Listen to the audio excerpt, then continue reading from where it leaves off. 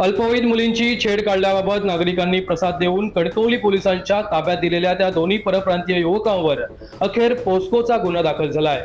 2 मुलींपैकी एका मुलीने दिलेल्या फिर्यादीनुसार हा गुन्हा दाखल करण्यात आलाय।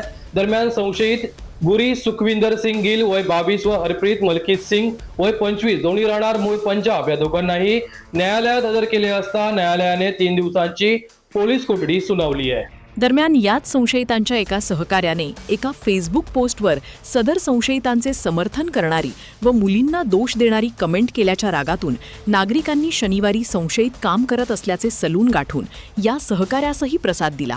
मात्र या प्रकाराची पोलीस ठाण्यात नोंद नव्हती। ही घटना शुक्रवारी दुपारी 3 वाजता सुमारास घडली होती। पीडित मुली शिवण क्लासला जात असताना संशयितांनी त्यांचा पाठलाग केला। तसेच दोघींच्या हाताला पकडून मनात लज्जा उत्पन्न होईल असे वर्तन केल्याचे फिर्यादीत म्हटले आहे।